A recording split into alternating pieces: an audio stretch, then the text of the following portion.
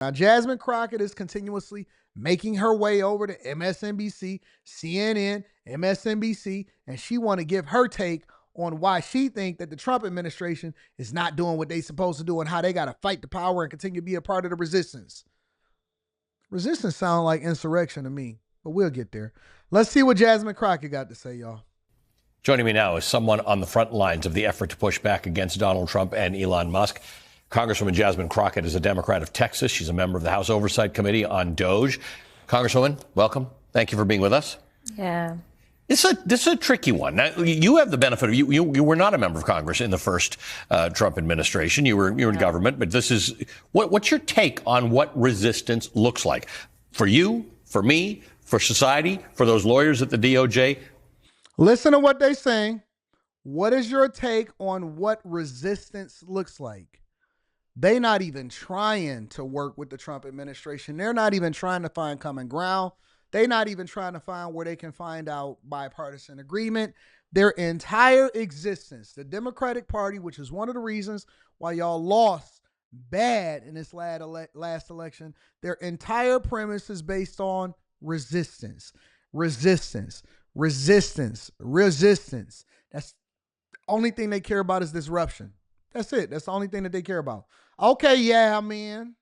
What are you supposed to do? Yeah. So first of all, hats off to each and every person who literally said that I have some ethics. That word.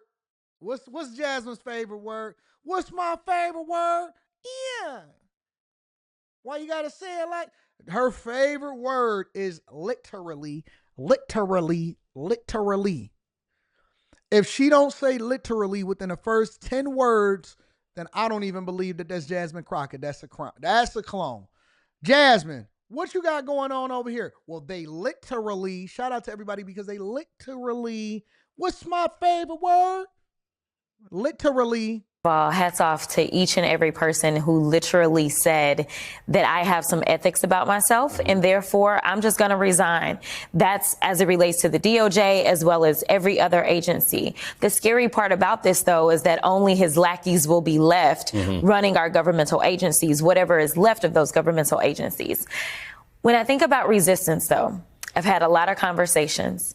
And one of the things that keeps coming up is how the former governor of this state was consistently doing daily briefings in the midst of COVID because we couldn't trust anything that Donald Trump was saying about the pandemic. Right. So everyone tuned in to really what almost was like the shadow president, the guy that was going to give us facts and not tell us to inject ourselves with bleach. Right.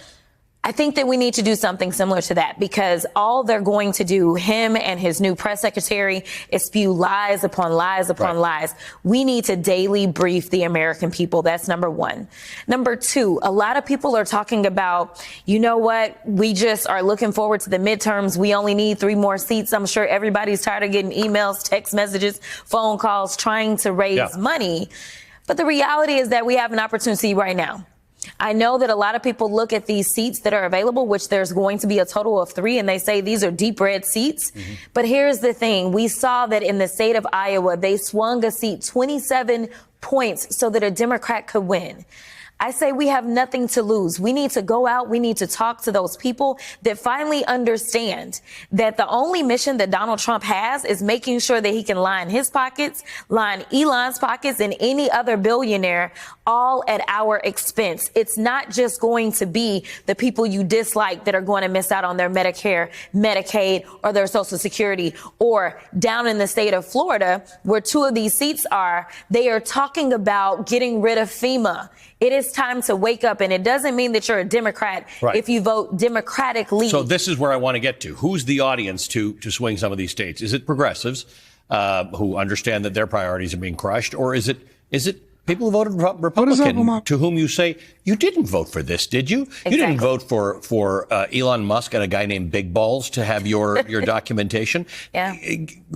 How does that message get out there in a way that entire audience hears it? I think that you're right. Definitely the entire audience. I just don't know how many progressives exist in Matt Gaetz' former district, right? But I do think that there are farmers in that district, farmers that are concerned because they rely upon monies as it relates to USAID and other monies that are now being dismantled. And it means that you may lose your family farm. It may be bought up by a corporate organization. And so I think just having very real conversations. We've seen people who have talked about, well, we don't want you firing the people at the VA, or maybe it's somebody that has to fly all the time and they're concerned because we have a record number of literally falling out of the sky because he decided he was going to appoint some guy from Fox to be over transportation.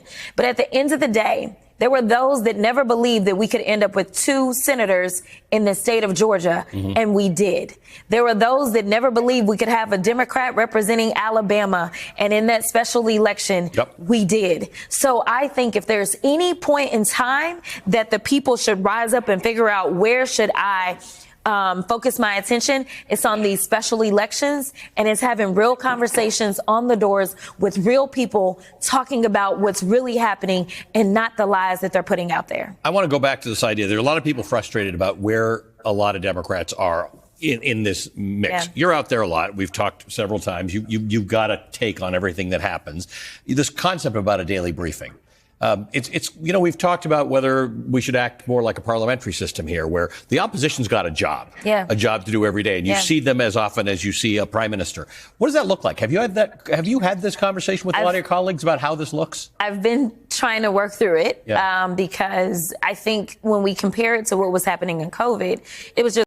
If she thinks for even a little bit, for even a second, that the people is going to allow for them to control any amount of seats, especially in these special elections in these deep red states, they are out of their mind. And as a matter of fact, I would even say that this could be a form of money laundering. Has to be a form of money laundering. 1000%, because there's no way in the world that you're going to tell me that it is possible for them to control any of these seats going forward. As a matter of fact, I think it's a possibility for Democrats to lose seats. In every single election, I believe it's a possibility that Democrats lose seats. And what has FEMA ever really done? What has FEMA ever really done? Honestly, to be honest with you, from my lens, I believe that it's time for us to go back and rethink what every single agency and what their role is, whether or not they're meeting expectations, whether or not we need to fold them into a completely different role, if we need to reorganize them, revamp them, rename them. That's what we do in corporate America. If something is not working, or you need to create an entirely new division, or you need to get rid of one division in order to have a much more efficient one and remove the waste. And I think that that's a better probability than to continue to fund this thing that is broken. We have this mentality that just because we've had something for a long time, that allows for it to be successful. That is not what success looks like. In no way, shape, or form is that what a success is looking like. We have broken systems all over the place.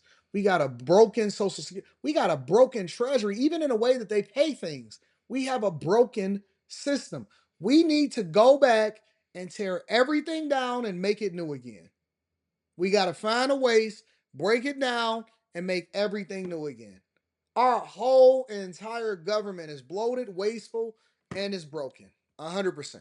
Just one subject. Right. And for us as Democrats, we like to have experts. We don't just want to talk in mouth, right? And so it's a matter of how do we know what's coming to make sure that we've got the right expert on hands. But I think that it would be great if at least maybe every Friday we have a different attorney general or the same one that talks about the status of the cases, right? I think that there's things that we can do. We can just maybe decide on what days we're going to have transportation, and maybe we can pull on Secretary Buttigieg to come through and say, this is the day that I will pick up and I will talk about what's happening at FAA. I think we also have to start having some field hearings. We've got to go into their territory. We've got to explain to people in rural America, the reason that you don't have hospitals is because of their policies. The reasons you're not going to have schools is because of their policies. The reason that you had access to more jobs, more health care, as well as the next level of farming was because Democrats were the ones that wanted to make sure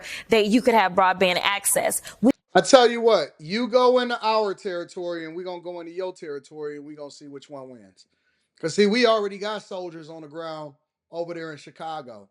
We already got people on the ground over there in New York. Matter of fact, we don't even have to have people on the ground. We in y'all universities. We talking to y'all students. We on the streets. We doing street interviews. We got the YouTuber community. We got the content creator community. We people, and on top of that, people are sick of y'all. They sick of y'all prioritizing things that don't matter. And I think that people, listen, you go into our territory and let them shut the doors in y'all face, and we gonna go into your territory and we gonna see who who get more traction, who got more motion.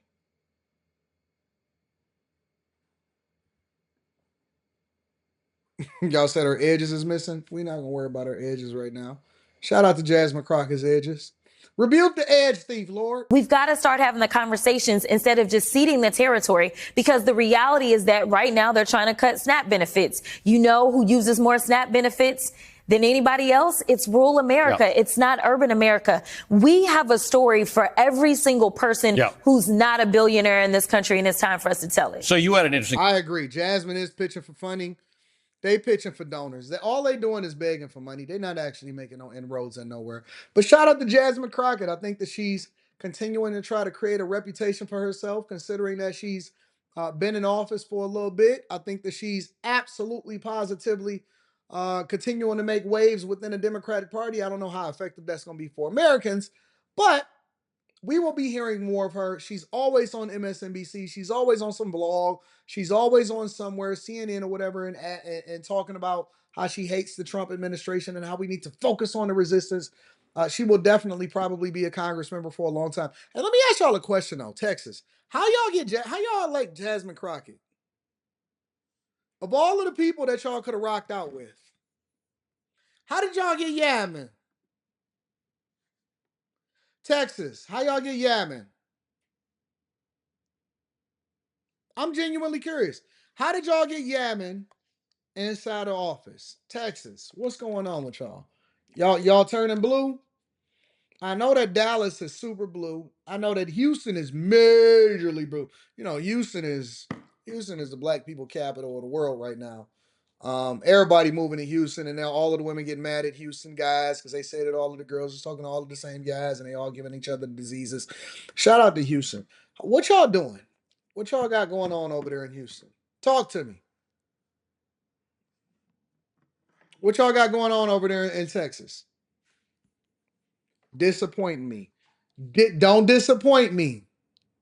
Get her out of there. Get her out of there.